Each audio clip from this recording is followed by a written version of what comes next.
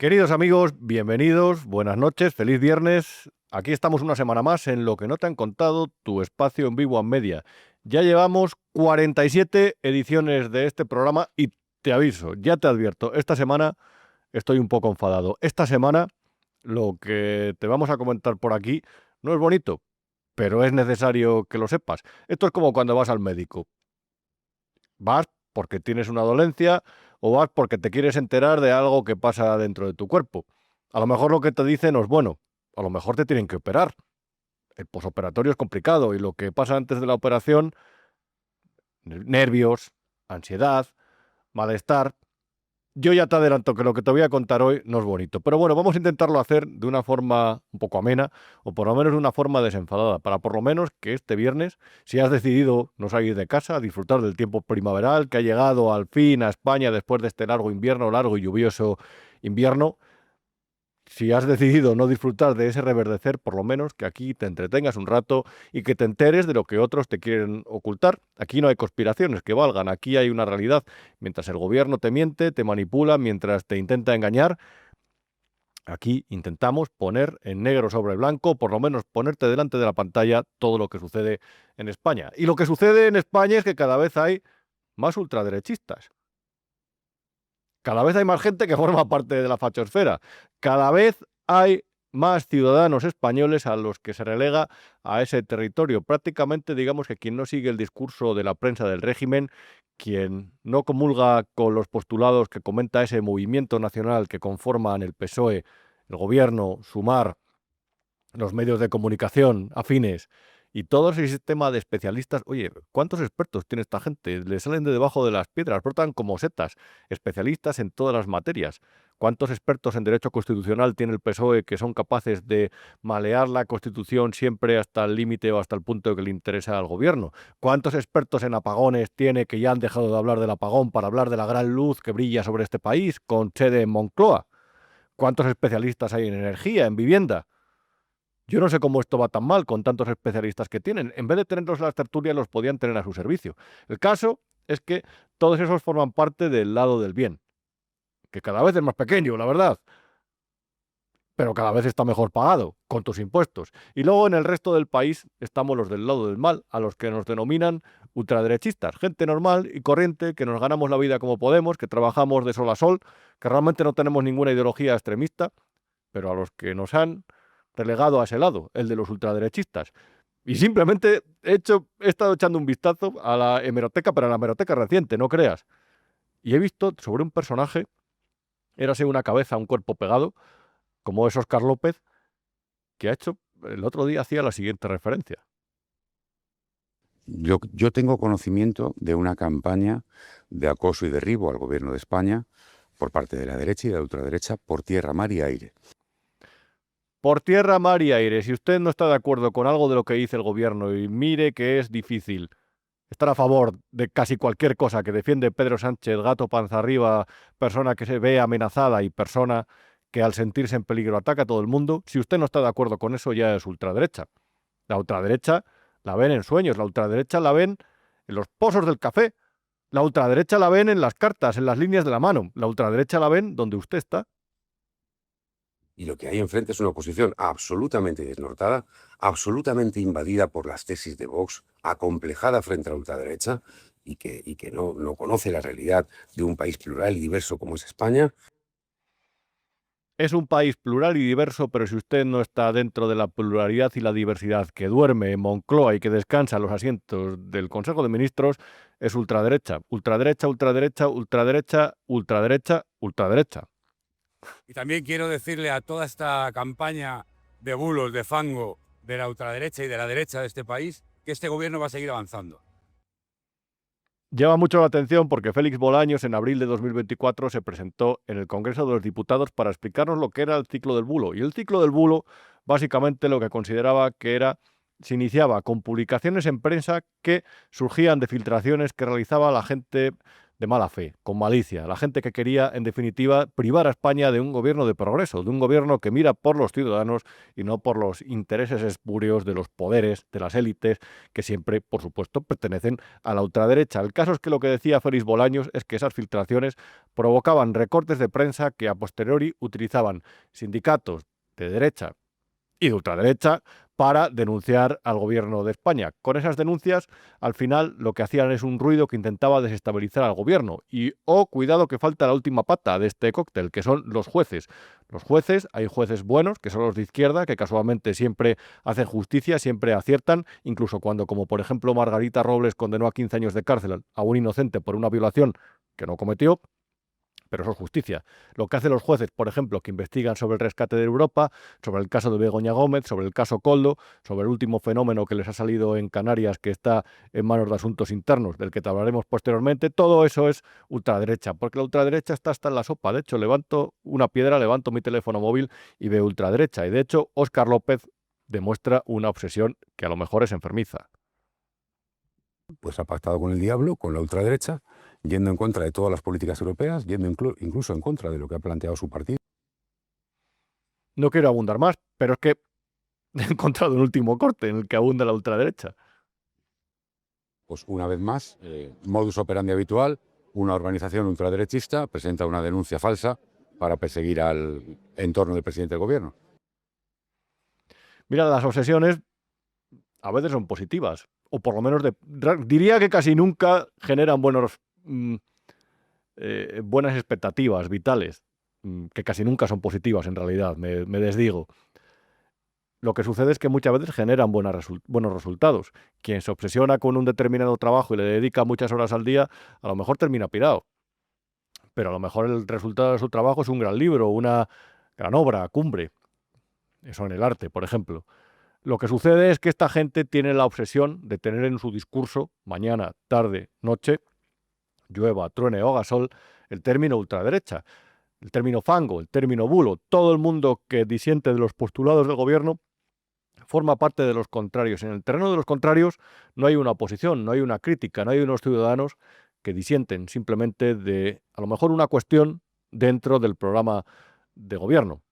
Dentro de ese terreno, como te decía, el gobierno ha intentado encuadrar a las fuerzas oscuras, a la ultraderecha. Esto, el problema, ya no solamente es que pase con los partidos de la oposición, o con los jueces, o incluso con los periodistas. Es que yo diría ya, y es la principal conclusión que saco a este respecto, que con este discurso lo que hace el gobierno ha empezado a gobernar solamente para una parte de los ciudadanos, una parte que es muy pequeña. Cabe recordar que el PSOE no fue el partido más votado en las últimas elecciones y que se ha tenido que rodear de una mayoría Frankenstein, una mayoría conformada por enemigos de la unidad de España, por partidos que quieren la independencia, en otras palabras, para mantenerse en Moncloa, un partido que ha tenido que dar privilegios como, por ejemplo, una mutualización de la deuda de las comunidades autónomas para que Esquerra Republicana apoyara a Salvador Illa en Cataluña y Esquerra Republicana apoyara a Pedro Sánchez en Madrid. Es un gobierno que gobierna con fuerzas como Bildu. Es un gobierno que ha creado una ley de amnistía porque sabía que sin ella, sin esa promesa, sin ese texto legal, Junts no le iba a apoyar en la investidura de Pedro Sánchez y en las subsiguientes votaciones que tuvieran lugar en el Congreso de los Diputados. Es un gobierno, en definitiva, en minoría, rodeado de estas fuerzas. Pero esa España en realidad no es tan grande. O esa España representa solamente a una franja de los ciudadanos, a una parte. Y que yo sepa, mientras el poder legislativo representa, o ahí están representados los partidos, las agrupaciones en las que votaron los ciudadanos en función de sus sensibilidades, sus intereses o su capacidad de elección, todas muy respetables, el Ejecutivo gobierna para todo el país. Pero yo tengo la sensación y tengo la impresión de que Pedro Sánchez ha empezado solamente a mandar sobre todo esto para respaldar o para apoyar a una parte de los ciudadanos, o lo que es lo mismo, ha empezado a rechazar el criterio del resto. Esto ya no es una batalla contra los contrapoderes, esto ya es una batalla contra cualquiera que disienta del presidente del gobierno. Esto es un comportamiento propio del narciso. El narciso en realidad es alguien muy frágil. Él exhibe soberbia, él exhibe esa especie de autocomplacencia, incluso ese carácter, pero en realidad es alguien débil, y es alguien débil por inseguro, porque no está muy seguro ni de su posición ni de lo que hace. Desde la cúspide uno se siente muy solo muchas veces, y uno ve la base desde muy lejos, desde muy alto, teme caer o teme que se lo carguen. Y yo creo que cuanto más amenazado se ha ido sintiendo Pedro Sánchez, y en este momento que no tengo ninguna duda de que es el más débil desde que llegó a Moncloa, cuanto más amenazado se ha sentido, más comportamientos radicales ha adoptado y ha exhibido, y más peligroso ha sido para todos los que ejercen un contrapoder o para todos los que disienten de la línea oficial del gobierno, a los que han empujado al terreno de la ultraderecha. Desde Radio Televisión Española, que cuesta 1.200 millones de euros al año, se hace una propaganda absolutamente burda y una defensa a ultranza del gobierno. De hecho, veíamos una cosa que, si la pusiéramos al contrario, parecería el discurso que tenían en Alemania en el año 1935 con respecto, ya sabéis, a los judíos. Lo que pasa que en este caso lo hace con los periodistas que no son de su cuerda, a los que ha comparado con el líder de los nazis. Heil yo. Quiero decir, Guten Tag. ¿Puedo pasar? No tan rápido, amigo. Esto es el Congreso de los Diputados. Aquí no entra cualquiera. ¿Pero cómo te atreves, Kartoffel? Ay, Con esto, en realidad, se refería a lo que ha sucedido en el Congreso de los Diputados en los últimos tiempos. Ahí hay una serie de periodistas o de activistas, agitadores, reporteros, lo que sean. Entre ellos siempre se cita a Vito Quiles, que como preguntan de forma insistente y a veces son insolentes, les quieren retirar la acreditación, les van a retirar la acreditación. Todo con la complacencia del resto de los periodistas que van allí y que muchas veces no preguntan, o muchas veces compadrean con los diputados, o entregan premios a los diputados. Un periodista jamás tiene que entregar premios a las personas de las que escribe. Un periodista tiene que ser incómodo. Eso no significa ser maleducado. Yo no comparto muchas veces la actitud de gente como Endongo, por cierto. En absoluto. En absoluto. Yo no comparto el que un periodista tenga que ser macarra. O cualquiera, que se dirija a cualquiera en cualquier circunstancia de la vida. Y perdonadme que os diga, pero esta persona sí que lo ha sido en ocasiones. De hecho, basta ver este vídeo para ver que esto es algo de culpas compartidas. Vamos a echar un vistazo. Tíralo si tienes cojones. Quédate en el móvil. Tíralo. Se pasa con tu móvil. Tira el micro. Se pasa con tu móvil. Tira el micro si tienes cojones. Tira el Voy a micro. empujarme. Tira el Voy a micro si tienes empujarme. Voy a cojones. empujarme. Tira el Voy a micro. empujarme. Voy a empujarme. Venga, si no tienes Voy a fuerza. empujarme. Si no tienes fuerza. Voy a empujarme. Este momento se produjo unas horas antes de que las marionetas del programa de RTV que veías, que es el de Jesús Cintora, un periodista, por supuesto, independiente, que para nada es arrogante y para nada es desafiante y maleducado muchas veces. Yo lo digo porque no solamente lo son los unos, que también ese también lo es. Pero este momento se producía en la carrera de San Jerónimo, a las puertas del Congreso, el otro día, unas horas antes de, como te decía, de que las marionetas de Cintora hablaran a este respecto. Ahí puedes ver a Bertrand, creo que se produce a Bertrand Endongo, que es un reportero del digital, periódico digital, periodista digital, y Antonio Maestre, que sabes que es colaborador de diferentes medios de comunicación, que no es periodista, él lo dice, documentalista y analista y estudioso, y que generalmente colabora en medios de izquierda. Bien, Antonio Maestre hace unas semanas tiró por los aires el micrófono de Vito Quiles cuando se lo encontró por la calle, en una acción que es de auténtico macarra. Vito Quiles se acercó a preguntarle, este le llamó fascista y le tiró el micrófono. Posteriormente imitó el mismo comportamiento Pablo Iglesias, por cierto.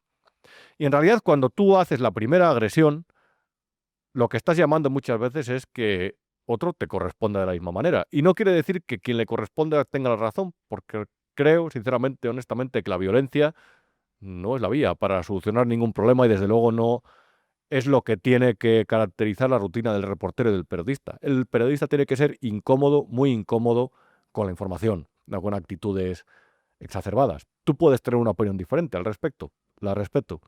Para mí no son buenos periodistas los que no tienen un aguijón en la parte inferior de su cuerpo. Por ejemplo, el resto de los compañeros o una buena parte de los periodistas que van al Congreso de los Diputados. Un periodista bueno es el que tiene aguijón, el que tiene fuentes en consejos de administración, en ministerios, el que se rodea de los buenos fontaneros de los ministerios y el que da buena información. Un periodista bueno no es un reportero que se acerca a otro diciéndole a que no tienes cojones de tirarme a mí el micrófono, que es lo que hizo ayer en Dongo. Y desde luego una buena respuesta a eso no es seguir con tu camino, es de repente empujarle, que es lo que hizo Antonio Maestre. Antonio Maestre denunció una agresión posteriormente, pero si ves el vídeo, es la actitud de dos macarras. El programa de Cintora lo que consideró es que uno tenía más razón, le llamó nazi a uno.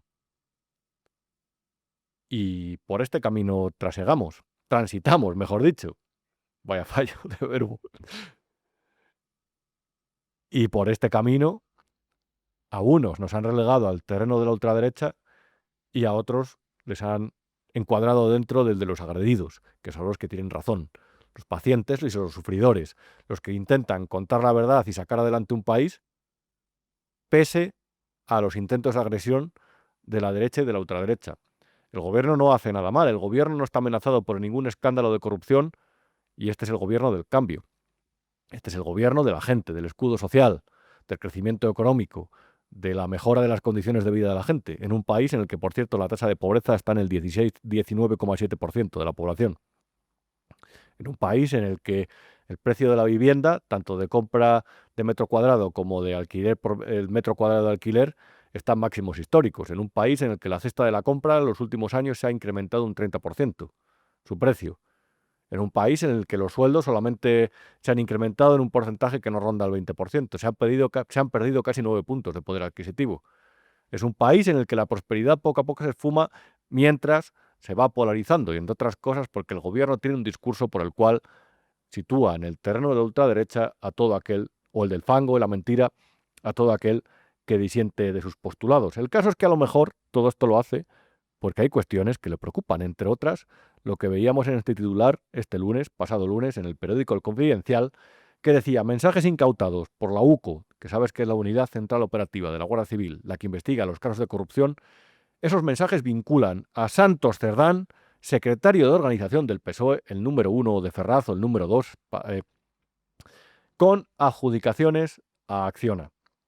Y a partir de ahí, lo que explica es que el análisis de los dispositivos de las comunicaciones de Santos Cerdán que ha hecho la Guardia Civil ha demostrado que existen presuntamente indicios de que Santos Cerdán colaboró en estas adjudicaciones que el propio Víctor de Aldama había señalado como el origen de un presunto cobro de comisiones. Santos Cerdán ha reconocido que preguntó, como ves en la siguiente imagen que nos pone Iván Valencia, que está una semana más aquí a los mandos. Santos Cerdán, como te decía, admitió que había preguntado por obras, unas determinadas obras en Navarra, que se había interesado por ellas, pero que no había ningún ilícito a este respecto. Todo se juzgará, pero lo cierto es que parece ser que la UCO tiene información que, como posteriormente nos contará Miguel Ángel Pérez, amigo del programa y periodista de Libertad Digital, pueden situar a Santos Cerdán al borde de la imputación y pueden hacer que uno más de estos 4 que iban en ese Peugeot 206 en el año 2016 para reconquistar el PSOE, que son Pedro Sánchez, Koldo García, José Luis Ábalos y Santos Cerdán, estas informaciones pueden hacer que uno más, que es Cerdán, se vea comprometido de todos los de ese coche. Mientras tanto, pues el gobierno y sus portavoces y el PSOE mantienen su discurso victimista, mantienen su discurso de que la ultraderecha nos ataca, que nosotros no hacemos nada mal. Y usted nos ha llamado intoxicadores, ultraderechistas, nos ha llamado de todo. ¿Nos van a echar de la casa? ¿Te has dado por aludido? Claro, claro. ¿O qué? Hombre, nos ha insultado a compañeros. Que conste que ese discurso, porque a estos los amenazan con quitarles la acreditación, ese discurso de si yo me porto así contigo, si te insulto, si tomo represalias contra ti, es porque eres un periodista que no me conviene y te lo mereces, que la culpa es tuya. Ese discurso nos recuerda, por ejemplo, al que exhibió Otegi, por ejemplo, tras el asesinato por parte de ETA por José Luis López de la Calle. Yo creo que tal lo que me imagino pretende es, en primer lugar, poner encima de la mesa el papel de determinados medios de comunicación, poner encima de la mesa el papel de determinados profesionales de los medios de comunicación, que a juicio de ETA, en todo caso, están planteando una estrategia informativa de manipulación y de guerra en el conflicto entre Euskal Herria y el Estado. ETA mató a periodistas. ETA me refiero a la banda terrorista que hoy está representada, la izquierda abertzale, en el Congreso, y mantiene como una especie de sumos sacerdotes a gente como Otegi, que como veis, o como habéis visto, hacía de portavoz de la banda, o daba las explicaciones por parte de la banda, mejor dicho. Que no quiere decir que perteneciera, eso no me corresponde a mí, pero que era parte de ese entorno, es parte de ese entorno, y mantiene esa misma filosofía de que quien no esté de acuerdo con mi causa es un traidor, no tengo ninguna duda. Aquí no se ha matado a nadie, por fortuna, últimamente. Pero que los periodistas que están en contra de ese discurso oficial, y permitidme las distancias, pero espero que se entienda el ejemplo, que sufren consecuencias, que están intentando secar a sus medios de comunicación, que nos están persiguiendo, que nos están insultando, que nos están intentando acorralar, que nos están haciendo culpables del mero hecho de hacer nuestro trabajo, ese discurso, que les quieren echar del Congreso, ese discurso es muy parecido. Porque al final no culpa al que lo echa de quitarse la acreditación. Al final culpa al que le han echado. Al final no culpa al gobierno de haber creado aquel plan de acción por la democracia, que lo único que intenta hacer es secarnos financieramente a los medios y situarnos en un registro en el que controlarnos de una forma que no se había visto en democracia. Lo que intentan con eso es decir, vosotros, que habéis actuado como extremistas, como ultraderechistas, vais a pagar las consecuencias. Queremos regular el sector de la prensa, porque el sector de la prensa sí no nos vale. ¿Y cómo les vale? Realmente, en su pecado está su penitencia y en su pecado está la explicación de todo esto. Su pecado es, por ejemplo, controlar Radio Televisión Española y situar a periodistas como Silvia Enchaurrondo, Javier Ruiz o Xavier Fortes a frente de programas que realmente al final sirven para hacer defensas a ultranza al gobierno. Veía el jueves, por cierto, una entrevista de las mañanas de Radio Nacional, lo digo para no ser injusto con todos allí, en el que a Gallardo, aquel fenómeno que han aforado en Extremadura, aquel fenómeno que estuvo relacionado con la contratación del hermano de Pedro Sánchez para la Diputación de Badajoz, a esta persona, el periodista Josep Cuní, le entrevistaba en Radio Nacional y le dejaba en completa evidencia. Cuní hizo su trabajo, una excepción dentro de Radio Televisión Española, la crítica al gobierno. Javier Ruiz no lo hace. Javier Ruiz compra toda la merluza podrida que le lanza al gobierno. Y desde allí, Silvia Enchaurrondo fue de las que firmó aquel manifiesto en contra del golpe de Estado mediático y judicial contra el gobierno. El año pasado, después de que Pedro Sánchez publicara su famosa carta a la ciudadanía. ¡Qué completo escándalo! Y ellos siguen amenazando a los medios, porque en realidad se creen que están amenazados por un poder que es ilegítimo, por un periodismo que está consumando un golpe de Estado. No creen que lo que se publique sea verdad, o por lo menos intentan camuflar todas sus tropelías o presuntas tropelías a partir de la persecución al que las cuenta, al que las relata, o al que las investiga, o al que las juzga. Es escandaloso, es propio, es un carácter dictatorial y nos hemos cansado de decirlo, y por cansarnos de decirlo ahora nos persiguen. Y como habéis visto, como Óscar López, hablan de que lanzamos bulos y fango y nos llaman ultraderechistas. ¿Qué de ultra tenemos nosotros? ¿Qué de ultra tengo yo? Aquí estamos para contar las cosas, pero es que nos amenazan constantemente. Aquí habéis visto que una vez se publicaron las primeras informaciones sobre Santos Cerdán, el diario público, el de Roures, difundió esta información que era una amenaza. El PSOE prepara una batería de querellas para defender a Santos Cerdán de las mentiras de la derecha. Pero es que el plural.com, el de Angélica Rubio, consejera de RTVE, un sueldo de más de 100.000 euros al año, el periódico que publicó aquello de los 2 DNIs del juez Peinado, que era mentira, el periódico que mandó a unos reporteros a su casa de Ávila, de la provincia de Ávila, para demostrar que tenía una casa, enhorabuena Angélica, vaya mierda de exclusiva. Ese periódico continúa con su labor de defensa del PSOE y con su labor de ataque a la prensa crítica por tierra, mar y aire. Ese periódico que ataca jueces, ese periódico que ataca a la oposición, que les llama cucarachas, que les llama ratas prácticamente. Si no se lo llama, los hace ver que son malas personas, que son ultras. Aquí habéis visto lo que pone. ¿Cree que existe una UCO patriótica operando en España para influir políticamente? Desacredita a la Guardia Civil, desacredita las investigaciones, que trabajan al milímetro, que se leen decenas de correos electrónicos, de mensajes de WhatsApp, que hacen escuchas, que investigan en empresas, que tienen a gente absolutamente especialista, que han llegado a estar hasta en República Dominicana para recabar datos del caso Coldo. Y a la vista de los indicios que ofrecen al respecto, la desacredita, le llama la UCO patriótica, como decía Pablo Iglesias, de aquella policía patriótica que al parecer existía en el Ministerio del Interior, por cierto, nauseabundo Ministerio del Interior de Jorge Fernández Díaz, que es verdad que se inventó aquel informe lamentable sobre Pablo Iglesias, que se llamaba Informe PISA, Pablo Iglesias S.A., y que tenía la influencia de comisarios que desde luego muy de fiar no son. Ahora bien, la UCO no es una policía patriótica. La UCO, frente a la dejación de la UDEF de Grande Marlaska, está haciendo su trabajo y está haciendo un buen trabajo y está allanando el terreno para que los jueces tengan toda la información para juzgar a gente que, entre otras cosas, ya está investigada. Santos Cerdán no es cualquiera, como te decía. Santos Cerdán es uno de los que iba en el coche al que hace referencia Pablo Iglesias. Pablo Iglesias. ¿Por qué le habré confundido? Porque ha adoptado el discurso de Podemos, porque todavía es más radical que Podemos, me refiero a Pedro Sánchez. En este tuit decía: el lunes cojo mi coche para recorrer de nuevo todos los rincones de España y escuchar. Le acababan de dar una patada en el PSOE, acababan de elegir a Susana Díaz en las primarias y se propuso a bordo de un Peugeot 206 recorrer España para volver a convencer a la militancia de que le reeligieran. En ese coche iba con Ábalos, con Coldo y con el ahora señalado Santos Cerdán. Y el informe de la UCO de Santos Cerdán está al caer. Y hay alguien que sabe unos cuantos detalles al respecto, que es Miguel Ángel Pérez. Vamos a llamarle.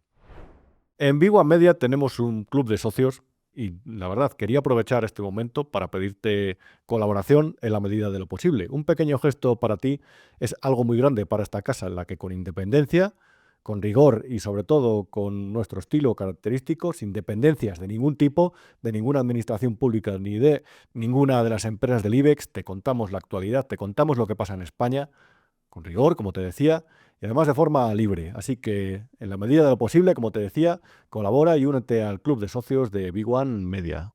Miguel Ángel Pérez, periodista de radio, de Libertad Digital y el gran ideólogo, de hecho el dueño del canal de YouTube que os recomiendo, Medidas Cautelares. Miguel Ángel, ¿qué tal? ¿Cómo estás? Pues aquí un placer estar contigo, Rubén. Muchas gracias, de verdad. El placer es desde luego mío y nuestro. Lo primero que te quería preguntar, ¿qué sabemos de Santos Cerdán? ¿Cuándo va a aparecer ese informe de la UCO? ¿Qué podemos esperar de él? Porque leíamos una información tuya en Libertad Digital esta semana en la que se titulaba que lo va a dejar al borde de la imputación. Pues sí, la verdad es que ha creado muchísima expectación este informe de la UCO sobre Santos Cerdán, del cual se lleva hablando pues muchas semanas. Ahora podríamos decir que ya está en su recta final, puede ser cuestión de horas o de días. O sea, yo creo que o esta misma semana, la siguiente, bueno, podría salir en cualquier momento ese informe. Quizá ahora mismo me inclino a que salga la próxima semana, pero va a traer mucha cola, porque efectivamente es verdad que ha habido muchísimas especulaciones sobre qué trataba ese informe, a quién afectaba. Bueno, yo según las fuentes que he consultado, pues me dicen que va a quedar muy limitado a la figura de Santos Cerdán, secretario de organización del Partido Socialista, actual mano derecha de Pedro Sánchez y diputado del PSOE, que va a recoger pues una serie de comunicaciones intervenidas a miembros de la trama Coldo con el propio Santos Cerdán. Es una petición que hizo pues hace pocos meses el magistrado del Tribunal Supremo Leopoldo Puente, que es el que investiga la parte de la trama Coldo que afecta a los aforados. Hasta el día de hoy solamente está Ábalos imputado como aforado, pero obviamente pues este informe que recoge esas comunicaciones acreditaría, presuntamente, Rubén, a falta de conocer obviamente el propio informe, pero sí acreditaría que Santos Cerdán habría colaborado de forma con gran protagonismo en la consecución de cobro de mordidas, de comisiones ilegales a cambio de adjudicaciones de empresas públicas. Siempre estamos hablando de esas adjudicaciones de obra pública, por supuesto, gracias a que lo puso encima de la mesa el empresario Víctor Daldama, que se ha convertido un poco en el guionista de esta investigación, de esta instrucción, tanto en el Tribunal Supremo como en la Audiencia Nacional, y fue el que puso encima de la mesa una serie de documentos y decía pues, que existía aquí una trama, ¿no?, dentro de la trama Koldo, que consistía en que Ábalos, Koldo García e incluso pues, el propio Santos Cerdán, e incluso el Partido Socialista, habían obtenido esas comisiones ilegales derivadas de adjudicaciones de obra pública a determinadas empresas que obviamente estaban pues, conchavadas, ¿no?, con la propia trama corrupta. Obviamente, cuando salga este informe, Rubén, se puede decir que el magistrado del Tribunal Supremo, Leopoldo Puente, ya va a tener pues la excusa, digamos, o las razones para iniciar los trámites para imputar a Santos Cerdán. Esto tiene que ver, Miguel Ángel, te lo pregunto porque la verdad no sé, no lo tengo muy claro, con aquella documentación que entregó Víctor de Aldama en sede judicial, en la que especificaba una serie de adjudicaciones y diferentes zonas de España que presuntamente se habían repartido los miembros de la trama. Efectivamente, fueron unos documentos manuscritos que entregó pues, Víctor Daldama y que tenían anotaciones de Koldo García que se pudieron acreditar con esa prueba pericial caligráfica que se hizo en el Supremo al propio Koldo, que dictaminó que efectivamente era la letra de Koldo, y había una serie pues, de adjudicaciones de obras públicas a determinadas empresas, e incluso el propio Víctor Daldama ya precisó en sede judicial, tanto en la Audiencia Nacional como en su declaración en el Tribunal Supremo, la existencia del determinado sistema de cupos, ¿no? Es decir, la trama Koldo pues, estaba, digamos, dividida por el cobro de cupos regionales. Estaba el cupo vasco, estaba el cupo pues, de otra comunidad autónoma, y lo que decía Víctor Daldama es que el responsable, digamos, o el beneficiario del cupo vasco, es decir, de las adjudicaciones de obras públicas a empresas del País Vasco, pues era el propio Santos Cerdán. Y que por eso, en ese marco de ese cupo vasco, se produjo una compensación a Santos Cerdán de 15.000 euros en un sobre que se entregó delante de la sede del Partido Socialista en la calle Ferraz, ¿no? Eso lo dijo Víctor Daldama, y obviamente pues señala de lleno al propio Santos Cerdán como una parte muy activa en este cobro de mordidas de cupos gracias a las empresas públicas que pagamos, a las empresas que pagamos todas esas obras públicas, ¿no?, con nuestros impuestos, y todo eso pues beneficiando a la trama Koldo. Personalmente, ¿te ha sorprendido? Porque ha pasado algo esta semana que me ha llamado la atención. En primer lugar, a una información que publicó el periódico El Confidencial sobre las presuntas adjudicaciones de las que tenía constancia presuntamente Santos Cerdán a Acciona, y posteriormente la ha negado, que ha reconocido que estaba al tanto, pero que no hay ningún delito, que hizo algunas llamadas, pero luego a la vez el PSOE ha anunciado una catarata o una lluvia de querellas contra los medios que daban por supuesto que Cerdán ha cometido algún ilícito. A sabiendas de que en anteriores informes de la UCO también se ha anunciado lo que venía, o por lo menos más o menos que iba a aparecer algo que iba a comprometer a los miembros de la trama, incluso al gobierno, ¿te ha sorprendido esta reacción que han tenido? ¿O más o menos va siendo cada vez más furibunda en función de cuándo avanza el caso? No sé cómo lo ves, tú que eres especialista en el tema. A mí me parece que es una reacción suicida, ¿no? Para mí ya fue una reacción suicida que después de que Aldama tirase de la manta en la Audiencia Nacional, no sé cuántos dirigentes del PSOE, ministros, Begoña Gómez, anunciaran que iban a poner pues, una demanda y una querella a Víctor de Aldama y tal.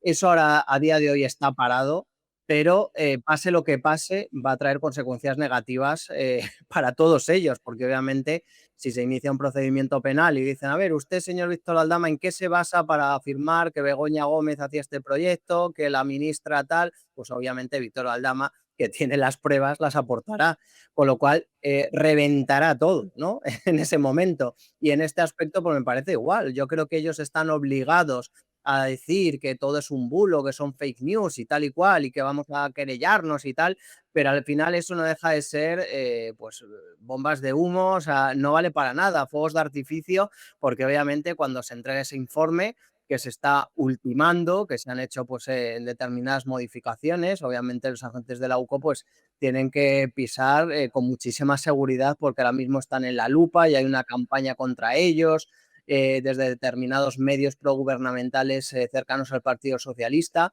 y obviamente van a pisar sobre seguro, ¿no? Y se están realizando pues determinadas modificaciones de última hora porque obviamente hay que asegurar todo, no cometer el menor error, errata, desliz, etcétera, porque cualquier detallito podría ser utilizado por parte del gobierno y del Partido Socialista para intentar desacreditar su enorme labor, su espectacular trabajo, ya no solo en la trama Coldo, sino en todas las tramas de corrupción, porque a día de hoy la UCO investiga todo. O sea, la UDEF de la policía se ha borrado, es lo que quería el gobierno, borrar a la UDEF y ahora mismo pues solamente queda la UCO para realizar estas investigaciones, con lo cual pues yo creo que es una pérdida de tiempo, es todo de cara a la imagen, hacer esos anuncios de medidas judiciales y tal, porque al final el informe de la UCO va a acabar cayendo y lo que hay ahí va a ir a misa, por supuesto, porque es incontestable. Se han hecho una intervención del móvil y hay mensajes e emails y llamadas o lo que sea, pues no pueden decir que eso se lo ha inventado la Guardia Civil, con lo cual pues me parece que no va a valer para nada y es todo fuego de artificio. Bueno, de hecho, ellos han hablado incluso ya de la UCO patriótica, compararlo con aquella teoría de la policía patriótica que tenía Podemos en su día. A mí, desde luego, eso me resulta sorprendente, como también me resulta sorprendente el mero hecho de que, porque ya hablamos de Koldo García, que fue el primero en caer, por decirlo de alguna forma, luego posteriormente, al breve, o sea, muy breve, se habló de José Luis Ábalos, y después vamos al asiento del copiloto, aquel Peugeot, que es el de Santos Cerdán. O había una mampara, la mejor mampara del mundo, como decía el otro día la tertulia de En Libertad, que separaba a Pedro Sánchez del resto, o a lo mejor cuesta pensar que ese cortafuegos que han establecido alrededor de la figura del presidente es efectivo. Cuesta pensar que Pedro Sánchez no sabía nada de esta trama. Bueno, yo creo que Rubén, si hubiera justicia en España, tendría que acabar cayendo todos los integrantes de ese coche. Y por supuesto, el propio Pedro Sánchez, ¿no? Porque obviamente, si estamos hablando ya de que la mano derecha de hace unos años de Pedro Sánchez en el gobierno del Partido Socialista, como era José Luis Ábalos, está pringado hasta el cuello. La mano derecha actual, que es Santos Cerdán, también está pringado. ¿Alguien se cree que Pedro Sánchez no está pringado? O sea, si está su mano derecha en el gobierno del Partido Socialista actual y en el pasado pringados, él no iba a saber nada, absolutamente nada. Pues obviamente esto no hay quien se lo crea, ¿no? Yo creo que ya en el momento, Rubén, en el que se presente ese informe y el Tribunal Supremo, Leopoldo Puente, dé el paso de iniciar los trámites para imputar a Santos Cerdán, esto ya comienza una escalada que no sabemos pues el destino final, aunque podemos intuirlo, porque esto ya va hacia arriba, es decir, esto ya va hacia arriba, estamos hablando de palabras mayores, estamos hablando ya de Santos Cerdán, y con lo cual, pues habrá que seguir tirando del hilo. Hace unos días publicamos en Libertad Digital que José Luis Ábalos estaba muy, pero que muy molesto con Pedro Sánchez y con el Partido Socialista, y que en un momento dado incluso se podría plantear el hacerse una aldama, es decir, el colaborar con la justicia. Bueno, si ya se aliara también Ábalos con Aldama, yo creo que es que no habría ninguna duda de que ya no hablamos del final de Santos Cerdán, sino del final de Pedro Sánchez. No iban a dejar títere con cabeza, desde luego. Te leíamos este jueves una información sobre otro asunto paralelo, eh, que es verdad, así como en el caso Koldo hay diferentes casos, o en el caso de Begoña, que se pueden asociar a través de nexos como era Europa, luego hay alguno que corre en paralelo, como el del hermano de Pedro Sánchez. Y se puede decir que ha enfilado el camino al banquillo. Sí, sí, sí, desde luego. Yo creo que lo tiene muy complicado ya para librarse del banquillo David Sánchez, lo sienta en el banquillo la juez Viedma y veremos a ver qué pasa con ese juicio. Es decir, veremos a ver si al final se puede acreditar bien en un juicio oral pues esos delitos de prevaricación y tráfico de influencias, que son delitos que no son fáciles de luego acreditar y demostrar en un juicio, pero bueno, yo creo que hay indicios de sobra, los hay todos, para pensar que obviamente David Sánchez fue enchufado en la Diputación Provincial de Badajoz y obviamente pues el tráfico de influencias tiene el epicentro donde lo tiene. David Sánchez no es nadie si no fuera por su hermano, que es Pedro Sánchez. Y así lo dice la propia juez Viedma, que obviamente Pedro Sánchez primero era el líder del PSOE, luego fue defenestrado y luego volvió a ser aupado como líder del PSOE y tenía pues conocidos en el PSOE de Extremadura con la capacidad de enchufar al hermano. Lo cual es que más claro no lo puede decir la juez Viedma, es que es un tema que no solamente va a llevar al banquillo a David Sánchez, es que salpica de lleno también al propio Pedro Sánchez, porque David Sánchez sin su hermano Pedro no sería nadie y el origen de todo ese tráfico de influencias no es otro que el propio presidente del gobierno. Y luego tenemos la derivada pues, de esos movimientos que ha hecho a última hora el que fuera presidente de la Diputación Provincial de Badajoz, Miguel Ángel Gallardo, dirigente también socialista, que a última hora pues, ha hecho un movimiento que significa que deja la presidencia de la Diputación para ser diputado de la Asamblea de Extremadura y así estar aforado. Eso significa que él al menos tendría que ser enjuiciado, juzgado por el Tribunal Superior de Justicia de Extremadura en lugar de por la Audiencia Provincial de Badajoz. Ahora el TSJ extremeño tendrá que decidir si juzga solo a Gallardo, si juzga a Gallardo y a otros acusados, o bien si juzga a todos los acusados. Pero yo sí que haría la siguiente reflexión y es que no sé quién le ha dicho al Partido Socialista o a Pedro Sánchez que en el TSJ de Extremadura Gallardo pues le va a ir mejor que si fuera en la Audiencia Provincial de Badajoz. Claro, ya una última pregunta, Miguel Ángel. A mí esto me suena un poco y quería pedirte tu opinión al respecto, a cuando el fiscal general del Estado de repente borró los teléfonos, los mensajes de su teléfono y cambió de terminal. Es decir, el aforamiento es verdad que puede interpretarse como una medida de protección por un lado, pero es la típica medida que también puede incriminar o que por lo menos puede señalar el camino de algo mal raro hay aquí, algo malo nos amenaza cuando tomo la decisión o de borrar los mensajes o de aforar a esta persona. Sí, desde luego es un indicio más incriminatorio, ¿no? Si tú estás seguro de tu inocencia, te da igual quien te juzgue. Cuando de repente a última hora sobre la bocina dices algo que él había negado que iba a hacer, que era ser aforado, de repente lo hace contrarreloj a última hora cuando ya le ha procesado la juez Viedma, pues esto apesta y luego pues vuelvo a repetir, es decir, no sé quién les ha dicho que si es juzgado en el TSJ de Extremadura va a tener más probabilidades de librarse que si fuera juzgado en la Audiencia Provincial de Badajoz, porque aquí parece que es que en el TSJ de Extremadura tiene el PSOE colocados a sus jueces. Bueno, eso estaría por ver. Eso estaría por ver y a lo mejor la jugada les sale peor de lo que ellos piensan, por mucho que esté aforado, ¿no? Pero desde luego lo que traslada es una sensación de desconfianza hacia los ciudadanos y de indignación, en el sentido de que al final los políticos tienen una serie de privilegios con los cuales juegan ellos para intentar evitar responsabilidades penales que no tenemos el resto de los ciudadanos, ¿no? Pero más allá de eso, habrá que ver que se juegue el partido y a ver si ganan o pierden, ¿no? Que eso es lo importante. Miguel Ángel Pérez, como tú también tienes ese estilo estajanovista de trabajar, te escuchamos en el radio, te leemos en Libertad Digital y te seguimos y recomendamos a toda nuestra audiencia que lo haga en tu canal Medidas Cautelares, que cada vez que lo veo tienes más suscriptores, Miguel Ángel, tienes que estar contento. Sí, la verdad es que va muy bien y nada, te agradezco mucho el gesto, Rubén. Toda la audiencia siempre es muy bienvenida. Un abrazo, Miguel Ángel, gracias. Un abrazo fuerte, Rubén.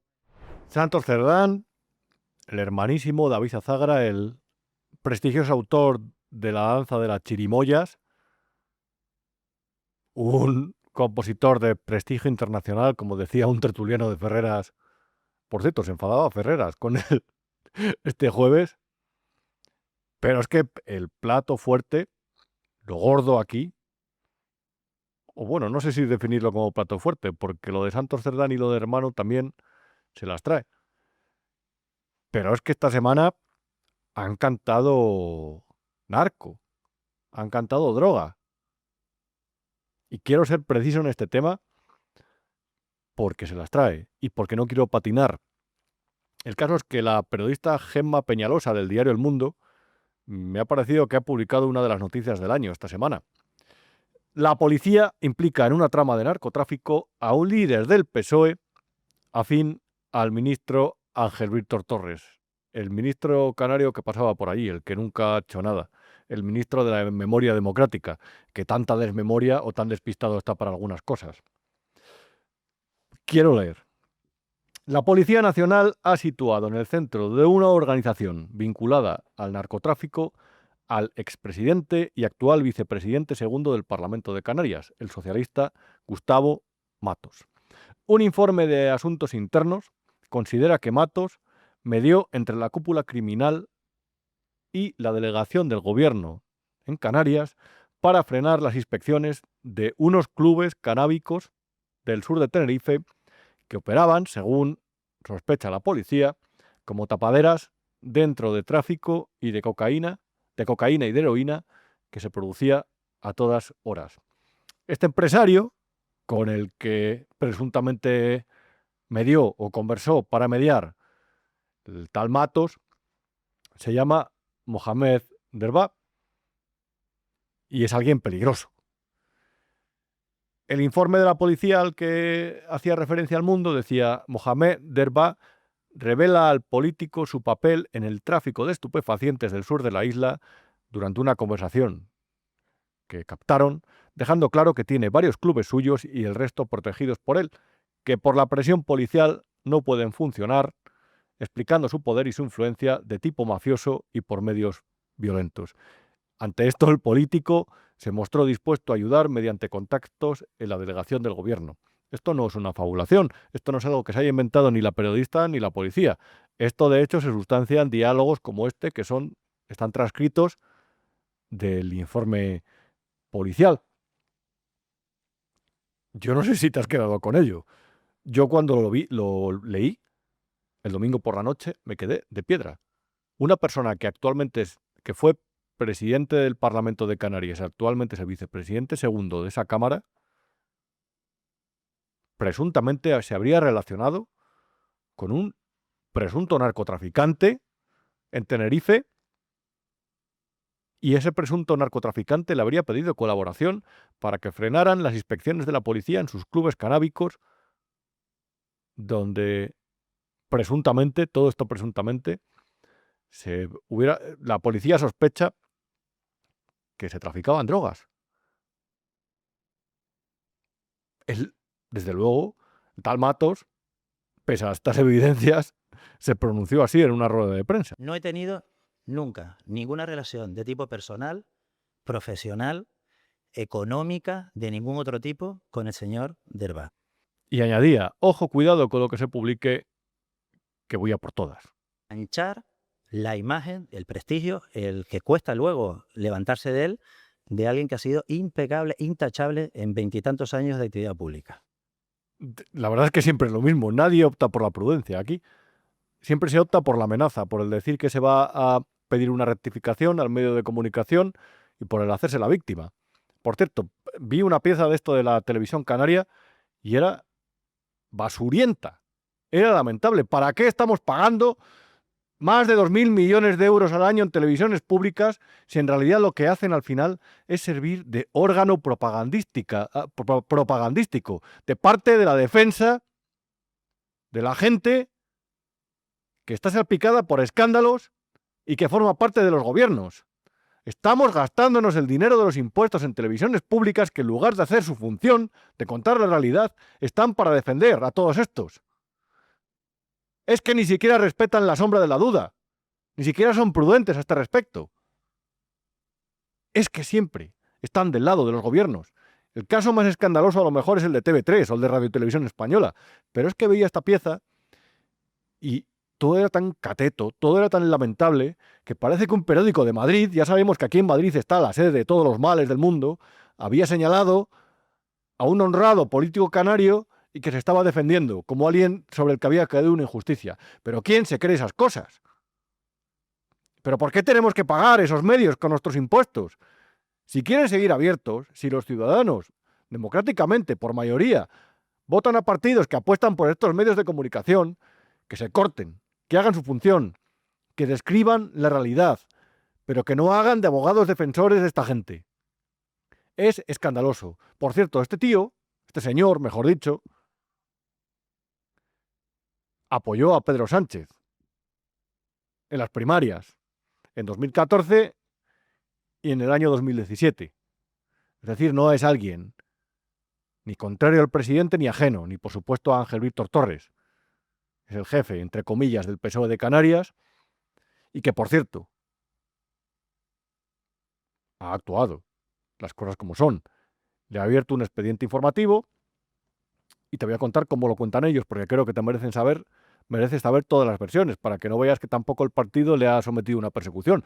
No se ha quedado parado y eso les honra, pero ahora bien, dicen, según ha informado la Federación Socialista que dirige el ministro Ángel Víctor Torres a través de un comunicado, la decisión se ha adoptado en cumplimiento de los estatutos y reglamentos internos y un instructor se hará cargo de la tramitación de forma transparente y garantista con el derecho al honor y la defensa de la persona afectada.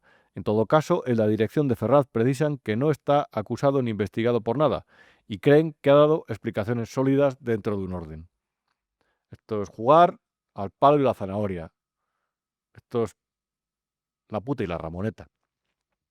El caso es que en esta información se puede ver algo que a lo mejor compromete a alguno más. ¿Quién sabe? Pero que parece por lo menos relevante. El alto cargo del PSOE canario, me refiero a Gustavo Mato, ofreció al capo libanés, Gustavo Matos, por cierto, ofreció al capo libanés mediar con 2 o 3 ministros. Y si nos vamos a Marlaska, y si se fueron a Marlaska, es decir, este señor niega la relación cuando, según publica El Mundo, esas escuchas policiales lo que revelan es que hubo conversaciones, incluso ofrecimiento para mediar al respecto. El capo este es un pieza. ¿Sabe? Echando un vistazo a sus empresas, a las que estaba asociado, y quiero recordar que había un órgano inversor, otro inmobiliario, había uno que estaba asociado también con otro empresario turístico, hostelero, pero es que montó un partido. O por lo menos fue elegido líder, creo que no lo montó él. El partido se llama Fuerza Canaria. Y estaba en Arona, el municipio tinerfeño de Arona. Y aquí puedes ver cuando fue elegido el líder del partido en su 3er congreso, multitudinario, decían. Pero es que, de los documentos más absolutamente descacharrantes que he visto en estos tiempos, es que este tipo que se había metido en la política, como otros grandes, como Pablo Escobar, por ejemplo, este tipo daba una entrevista y hablaba de su programa de gobierno. Esta es la España nuestra. Fuerza Canaria nació para ayudar. Fuerza Canaria nació para acabar con los corruptos políticos. Fuerza Canaria nació para reconocer a todas las nacionalidades extranjeras que tenemos en este país. Tú no puedes condenarme a un italiano por un delincuente italiano. Tú no puedes quitar la nacionalidad italiana, que es el más importante para mí. Son mis amigos, son mis queridos. Siempre estamos juntos. Que no puede condenar una nacionalidad totalmente por un delincuente. Yo no sé si hace unos meses recuerdas que te enseñamos en un programa las imágenes de un señor llamado Jorge Brizuela, al que la CIA y el FBI le habían investigado por su relación ya no solamente con la mafia rumana y con el narco, presunta relación, sino que se le consideraba como un agente espía de los servicios secretos venezolanos.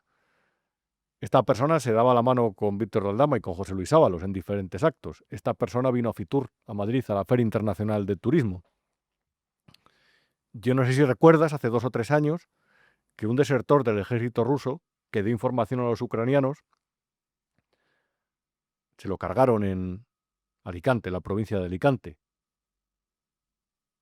Y yo no sé si recuerdas o tienes constancia de que uno de los defensores del gobierno prorruso de Ucrania, de Yanukovych, el que dio lugar a la revolución del Maidán, allí, que a este se lo han cargado en un colegio de Madrid. Yo no sé si recuerdas que al político Alejo Vidal Cuadras, la oposición iraní lo intentó matar en una calle del barrio de Salamanca, de Madrid. ¿En qué país estamos? ¿Qué hacen los bajos fondos? ¿Qué hace esta gente de negocios turbios ilegales relacionada con políticos, con gobernantes.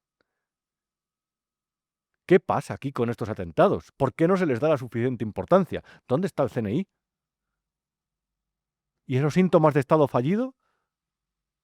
¿Qué está pasando con España? ¿Por qué aquí el crimen da la impresión muchas veces de campar a sus anchas?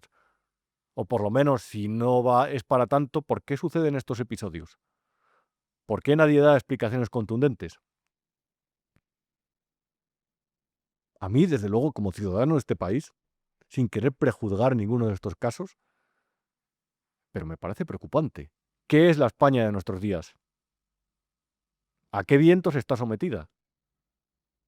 ¿Es el único político que tuvo esa presunta relación con el narco?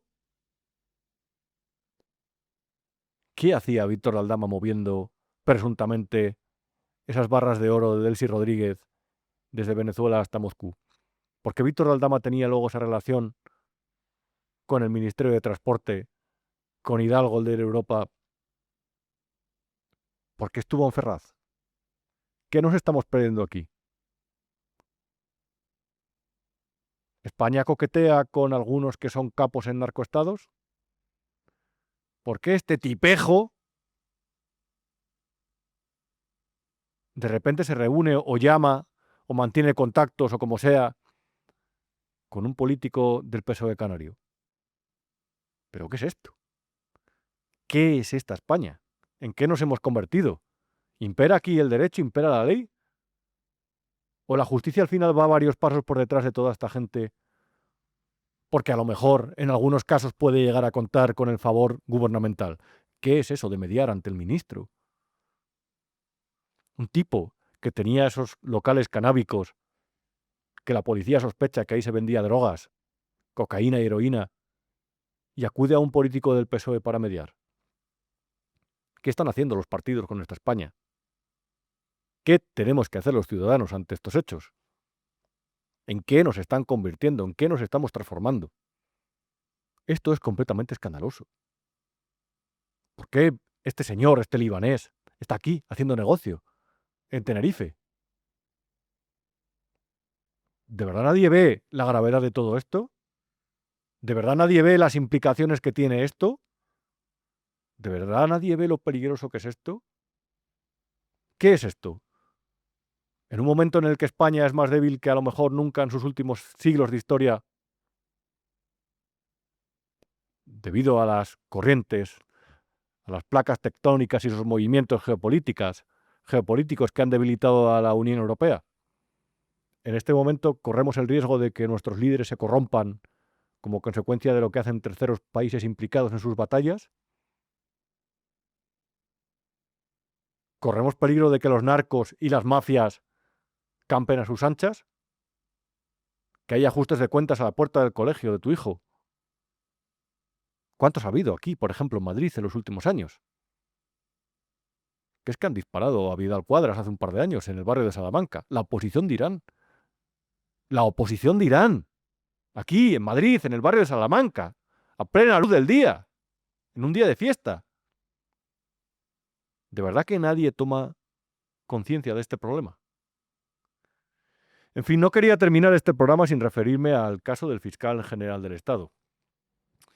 Y había una información de ayer, del Confidencial, del miércoles mejor dicho, que decía: García Ortiz presenta un acta notarial de un periodista del País señalando a fuentes fiscales de Madrid. Básicamente en este acta notarial lo que venía a demostrar, leo, es que el periodista del País, José Manuel Romero, que es subdirector, asegura que conoció a través de fuentes fiscales de la Comunidad de Madrid la existencia de un intento de pacto entre la defensa del novio de Isabel Díaz Ayuso y el Ministerio Público, es decir, la Fiscalía, propiciado por el letrado del empresario Alberto González Amador, es decir, el novio de Ayuso. La Abogacía del Estado aporta estas manifestaciones en su descargo y pide que se cite a Romero. Es decir, dentro de la maniobra de defensa del fiscal general del Estado hay un periodista del País, hay un subdirector del País que está colaborando. Yo consultaba determinadas fuentes este miércoles y me decían que el juez Hurtado se vale lavar las manos con esto, que se lo va a tirar a la basura, porque no vale para nada. porque ni siquiera adjunta capturas de esos mensajes. Es una manifestación ante notario de algo que podía ser verdad o podía ser mentira, o que podía estar descontextualizado adrede para confundir o para intentar exonerar al fiscal general del Estado, librarle de las posibles consecuencias a las que se puede enfrentar. Pero a mí por lo menos me deja claro algo. Y es que hay periodistas que ya son parte de algo. Todo esto que sospechábamos, de que hay periodistas trabajando ex profeso para el gobierno, esto lo deja claro. Periodistas de periódicos como El País, de medios de comunicación progubernamentales, que nos han perseguido a los demás, que nos han señalado, en lugar de mantener su posición neutral o su posición periodística, se prestan a colaborar en estas cuestiones. A lo mejor tenemos que pensar que se lo han pedido y han aceptado. Desde luego, la línea de los textos de Romero no es especialmente incómoda para el gobierno. Y yo no le conozco de nada. Con esto hay cosas que quedan más claras. No, de los contratos de los Ruiz, Inchaurrondo y de demás firmantes, como Inchaurrondo me refiero, de manifiestos en contra del golpe de Estado político y mediático, judicial y mediático quiero decir, ahí ya sabemos más o menos por dónde van los tiros. 537.000 euros por 2 temporadas en el RTV Silvia Inchaurrondo, más lo que se lleve Ruiz, más lo que se lleva Cintora y más lo que se llevan esos cómicos que son tan graciosos que solamente hacen chistes en contra de la oposición. Son unos cómicos irreverentes absolutamente innovadores, porque son los primeros en la historia que hacen humor en contra del que no manda. Así se rebelan contra el poder, contra el que no lo tiene. Eso ya más o menos nos explicamos lo que cobran, porque lo vemos en los datos, porque lo conseguimos, porque somos periodistas. Tenemos fuentes y nos pasan el importe de los contratos para que tú lo sepas, aunque ellos lo quieren ocultar. Aunque José Pablo López, el presidente de Radio y Televisión Española, nos burla y se ríe de nosotros cuando hacemos las peticiones en transparencia. Nosotros hacemos nuestro trabajo. Hay periodistas que colaboran en causas. Estos son los que nos persiguen, los que nos han insultado, los que nos llaman fachosfera, los que dicen que lanzamos bulos y que vertemos fango sobre la sociedad española.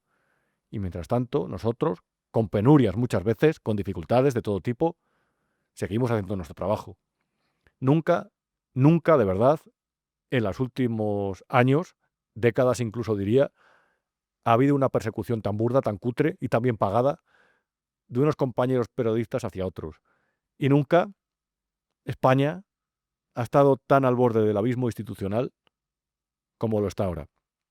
Pero como te digo aquí cada semana, a nosotros no nos van a callar.